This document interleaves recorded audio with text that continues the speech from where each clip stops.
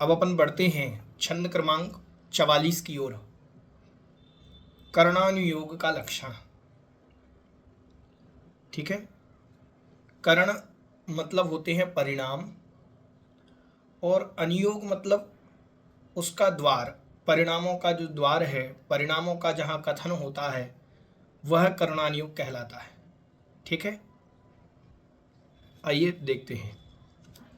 लोकालोक विभक्तेर, विभक्तेर, लोकालोक विभक्तेर, युग परिवृत्तेश चतुर्गति नाम च, युग परिवृत्तेश, आधे सातक बोलेंगे, युग परिवृत्तेश चतुर्गति नाम च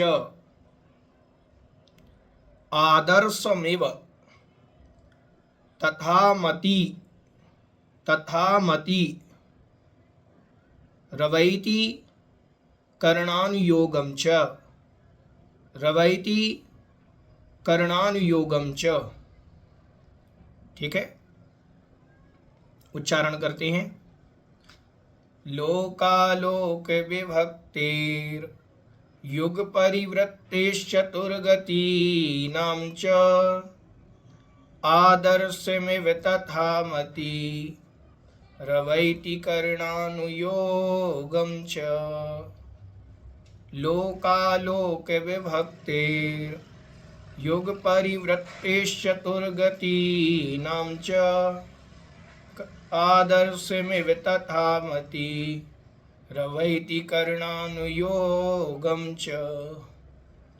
अर्थ देखेंगे। लोक अलोक विभक्ते,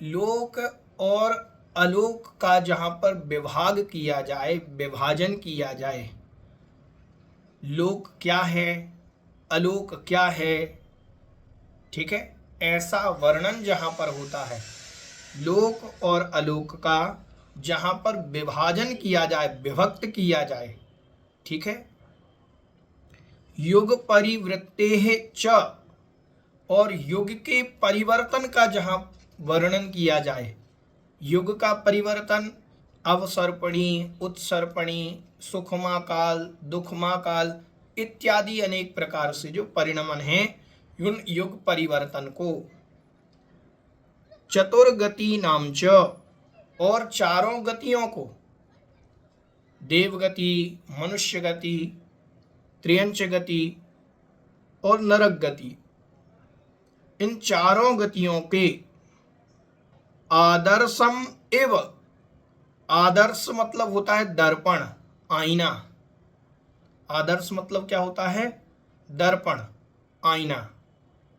ठीक है, तो आदर्शम एव, दर्पण की तरह, आईने की तरह। अब दर्पण की तरह क्यों लिखा? जैसे दर्पण वस्तु को स्पष्ट दिखलाता है, वैसे ही कर्णानुयोग वस्तु के यथार्थ स्वरूप का वर्णन करता है। जैसा स्वरूप है बिल्कुल वैसा ही वर्णन करने वाला जो होता है कर्णानुयोग होता है। ठीक है,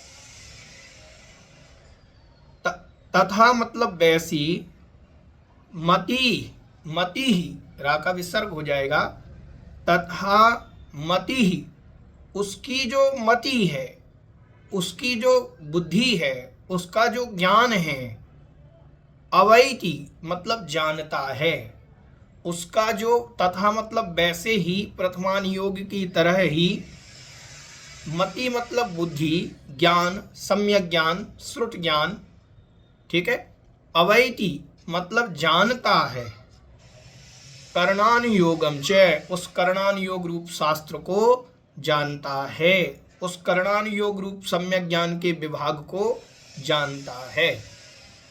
ठीक है, एक बार और देखें कि लोक अलोक का जिसमें विभाजन हो, क्या विभाजन हो, लोक और अलोक का जिसमें विभाजन हो, जहाँ पर ये दिखाया जाए स्वर्ग कहाँ है, नरक कहाँ है, ये सारी व्यवस्था जिसमें बतलाई जाती है। युग परिवृत्ते है, युग के परिवर्तन आदि का, चतुर्गति नामचा, और चारों गतियों का, आदर्शम एव, दर्पण की तरह जो स्पष्ट इनके स्वरूप को बतलाता है, दिखलाता है। ठीक है। तथा मतलब वैसे ही, जैसे प्रथमान योग को जान रहा था ऐसे ही करणान योग को, मति ही मतलब बुद्धि, बुद्धि मतलब श्रुत ज्ञान। ठीक है।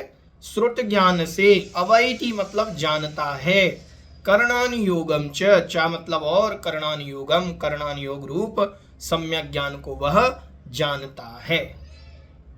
समझ में आ गया? ठीक है। देखें, करणान योग वस्तु तत्व के यथार्थ स्वरूप को प्रकट करता है। चरणान योग क्या कहता है? जैसे अभी अपन ने जो ग्रंथ पढ़ा रत्नकरंडक श्रावकाचार, ये चरणान योग का ग्रंथ है। इसमें अपन ने जब सम्यक दर्शन की परिभाषा पढ़ी तो सामान्य से कह दिया कि 7 तत्वों पर, देवशास्त्र गुरु पर यथार्थ श्रद्धान कर लेना, ये सम्यक दर्शन है।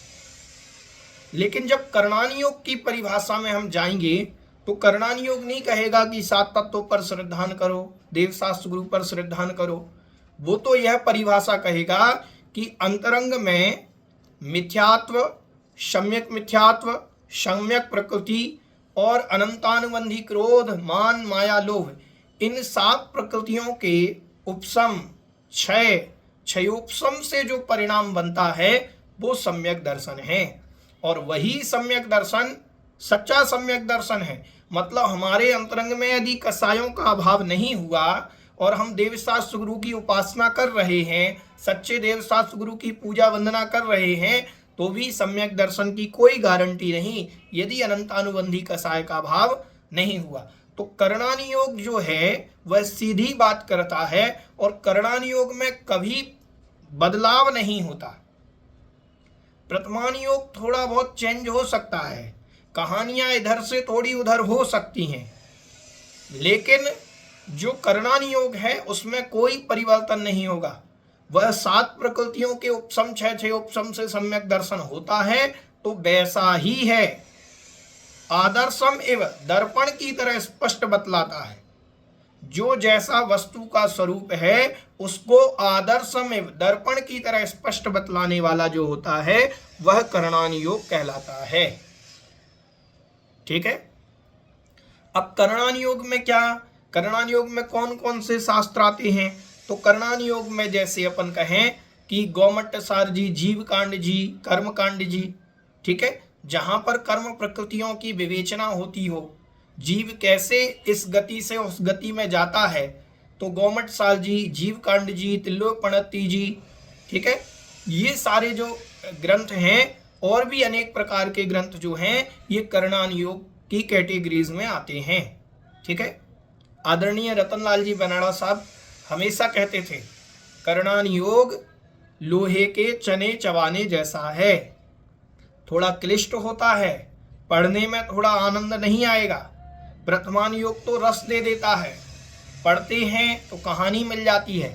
करणान योग में रस नहीं, करणान योग तो लोहे के चने चबाने जैसा है, क्लिष्ट प्रतीत होता है, लेकिन वस्तु का यथार्थ स्वरूप प्रकट करता है, ऐसा जानना चाहिए। ठीक है।